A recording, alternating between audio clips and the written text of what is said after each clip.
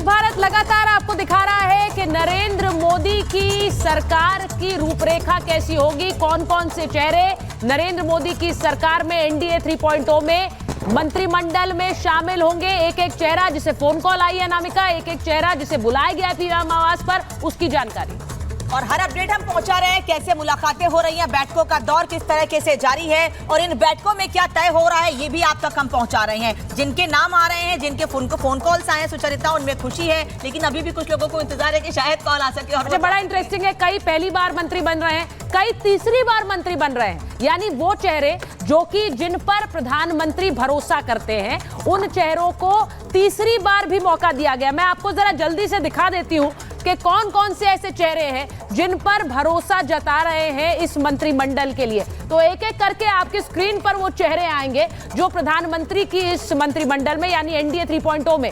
राजनाथ सिंह जो लगातार डिस्कशंस और चर्चाओं में शामिल रहे, गृह अमित शाह वो इस मंत्रिमंडल का हिस्सा होंगे। नितिन गडकरी फिर से मंत्री बनेंगे यानी कि तीसरी बार। निर्मला सीतारमण, उनके नाम को लेकर चर्चाएं थी कि शायद उनकी वापसी हो रही है या नहीं पता, लेकिन उनकी वापसी हो रही है। पीयूष गोयल फिर से मंत्री बनेंगे। और वहीं मनोहर लाल खट्टर भी इस मंत्रिमंडल का हिस्सा होंगे यानी कि पहली बार वो केंद्रीय मंत्रिमंडल में शामिल होने जा रहे हैं। तो ये सारे चेहरे आपको बता रहे हैं। बसवराज बोम्मई वो भी इस मंत्रिमंडल का हिस्सा होंगे। कर्नाटक का रिप्रेजेंटेशन है। शिवराज सिंह चौहान भारी बहुमत से जीत कर आए, वो अब राज्य की राजनीति से अब केंद्र की राजनीति में शिफ्ट हो रहे हैं। सर्बानंद सोनोवाल और पूर्वोत्तर का प्रतिनिधित्व कर रहे हैं और उनको केंद्रीय मंत्रिमंडल में शामिल किया गया। एस जयशंकर अपने काम को लेकर उनको फिर से रिपीट किया जा रहा है, ये परफॉर्मिंग मिनिस्टर रहे।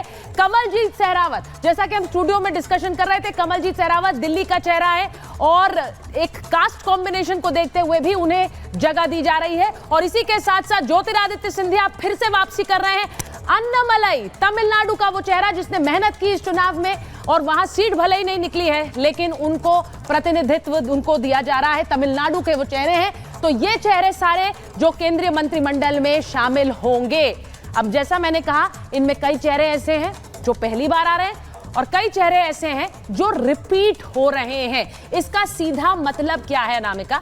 जो परफॉर्मिंग मिनिस्टर्स रहे हैं उनको वापस इस मंत्रिमंडल में जगह दी जाए, चाहे वो राजनाथ सिंह को, नितिन गडकरी हो, अमित शाह हो। और एस जयशंकर का नाम भी है, निर्मला सीतारमण का नाम भी इसमें शामिल है। और दो नाम सूत्रों के हवाले से हम बता रहे हैं आपको, यानी अन्नामलाई और मनोहर लाल खट्टर जो कि करनाल से इस बार सांसद बने हैं और मुख्यमंत्री रहे हरियाणा के, लेकिन अब इस बार उन्हें जिम्मेदारी केंद्र में दी जाएगी और उसी को लेकर तैयारियां हैं। और आपको बता दें कि 7LKM से हिमानी हमारे साथ लगातार जुड़ी हुई है। सृष्टि वहीं पीएम आवास पर मौजूद है। अनामिका को आप देख रहे हैं यूपी सदन पर हैं। जेपी नड्डा के आवास पर आप देख रहे हैं गायत्री हमारे साथ मौजूद है। और एक एक तस्वीर ग्राउंड से कोमल भी हमारे साथ जुड़ी हुई है। मैं एक बार जरा सीधे पहले सृष्टि आपके पास आ रही हूं क्योंकि सारा एक्शन वहीं था जहां पर आप मौजूद हैं। अब कहा जा रहा है कि जो बैठक हो रही थी वो खत्म हुई है और लोगों का निकलना लगातार बना हुआ है। जरा अपडेट दीजिए वहां से।